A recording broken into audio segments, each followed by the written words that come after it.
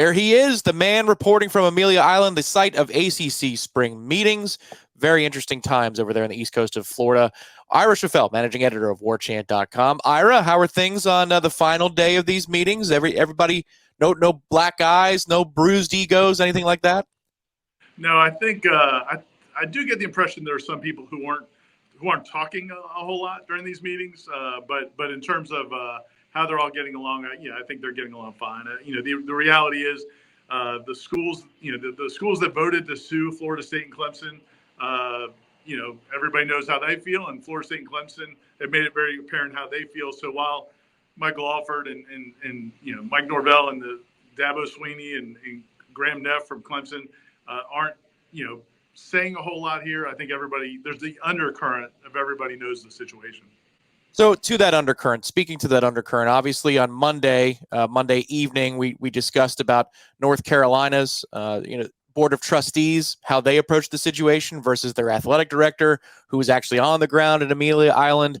And I found it interesting that it would be a third party, so to speak, not Florida State, not Clemson, or not Jim Phillips in the ACC, but another institution that creates some headlines. Have you heard anything like that behind the scenes? Maybe not even something that's on the record, but just talk from maybe a third-party institution like a Virginia Tech, or someplace else as they discuss maybe what their stance is or what their outlook is on the future of the conference, especially in the light of FSU Clemson versus ACC. I think a lot of the other schools are still in wait-and-see mode, trying to see what's going to happen, maybe with the bigger schools that are having these battles. And so, I think everybody's watching, what's going to happen with Florida State and Clemson, and then obviously North Carolina as well.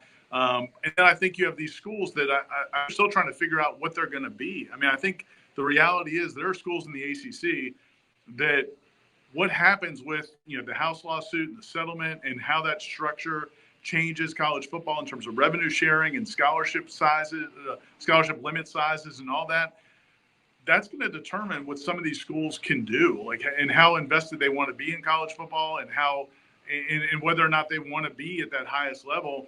And so I think there's some uncertainty from schools, and then add into that the uncertainty of, okay, will Florida State and Clemson be able to get out, and what's it going to cost them to get out?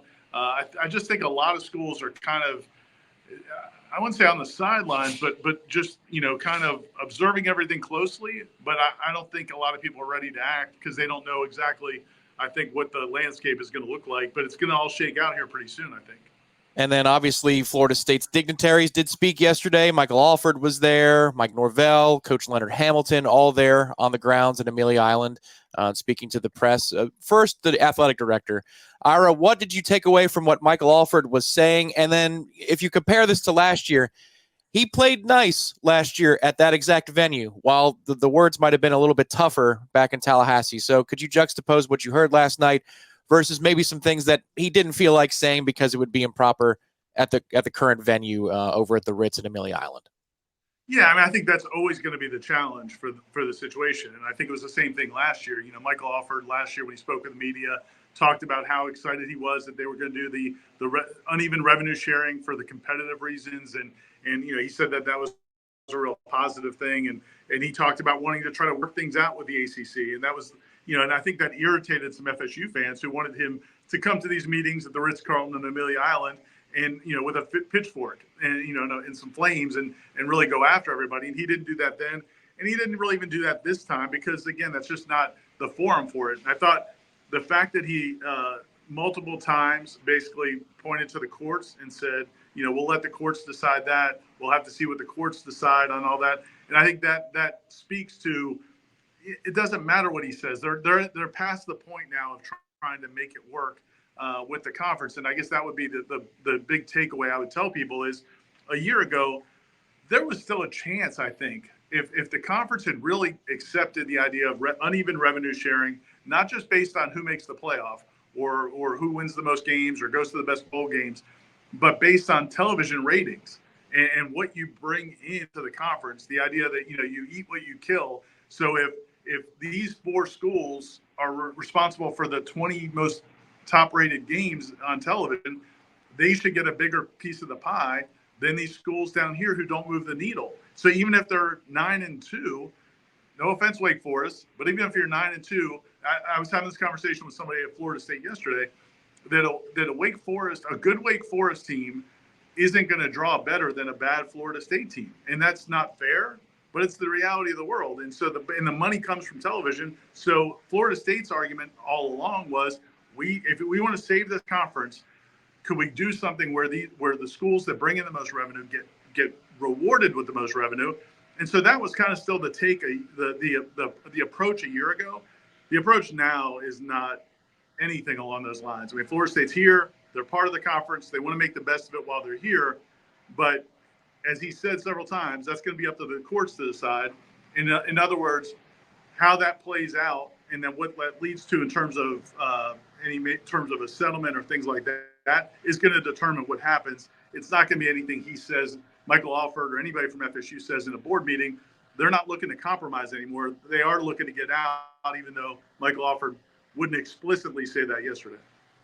Interesting. I imagine Jim Phillips speaks later today. We're recording this Wednesday morning. Jim Phillips speaks to the media just before lunchtime. So stay tuned to warchant.com, Warchant TV for more information from what the ACC commissioner has to say. My guess is he would take Alford's lead, match it, and say it's for the courts to decide. It would be the easiest way to move it along and talk about things that he wants to talk about, more like lacrosse or field hockey or swimming and diving and things of that nature. So let's not talk about those sports, Ira. How about football? Mike Norvell was available to you guys yesterday, and obviously he spoke on some things about the current team, how excited he is about the 2024 Noles, maybe some procedural things, and then the scope of college football moving forward. Maybe some settlements that come down from a congressional level. Just take it wherever you want to go. What stood out to you from what Mike Norvell told you yesterday at Amelia Island? Yeah, I think it was a continuation, and we have a story up on the website that Corey actually wrote about Mike Norvell talking about the offense and how excited he is about this offense. And I think that's, it's kind of what we heard in the spring, but I think it's important to note that that's what we hear behind the scenes when Mike Norvell talks to other people who are not journalists. Everything we hear is, when Mike Norvell is talking about this football team, he's really excited about this football team. And it really came across yesterday as he talked about the depth chart. He's talked about the offensive line.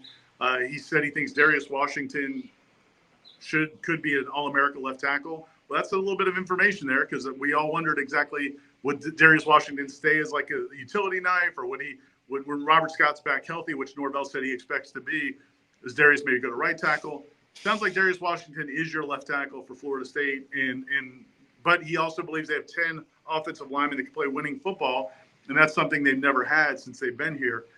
So now you have a chance to withstand injuries. The level of play might be better. He was really positive about DJ Uyunglele's spring. He was very positive about the running game, and he talked about the receivers just needing to step up and be more consistent, but which I think we all know. But he's excited about this football team. And, that really came across.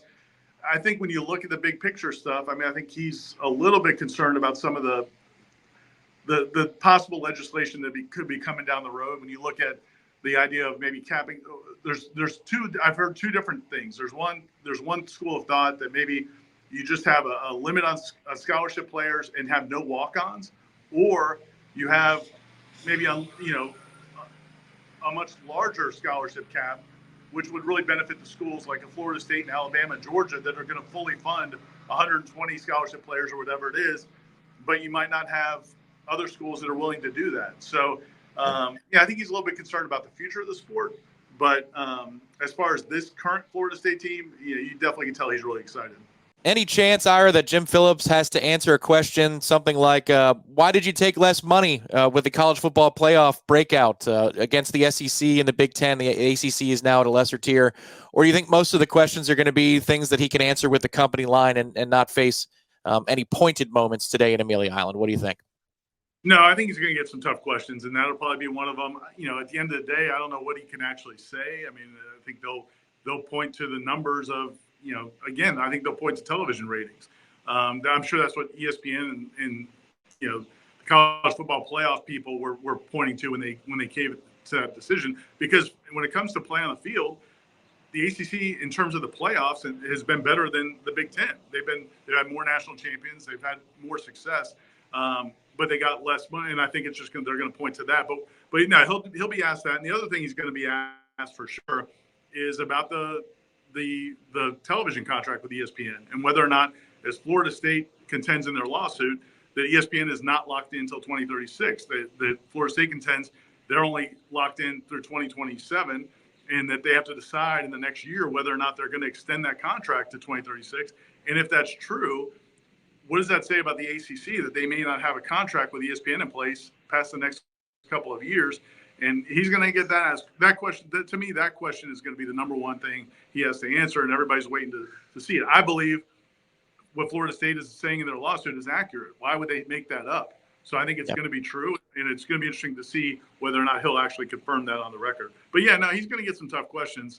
But I've we had some informal conversations with Commissioner Phillips throughout these couple of days, just in the hall and passing. And he's definitely going to try to put as positive a spin on everything as he can. But, man, this will be the toughest sales job he's ever had.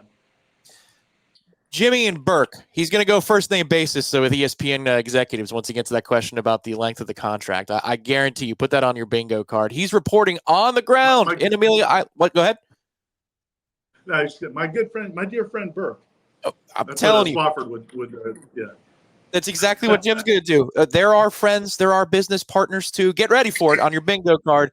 He's Irish Rafael reporting on the ground, Amelia Island. Head to warchant.com for the latest information. It's in the Tribal Council about all the happenings, either on the surface or behind the scenes at the ACC meetings.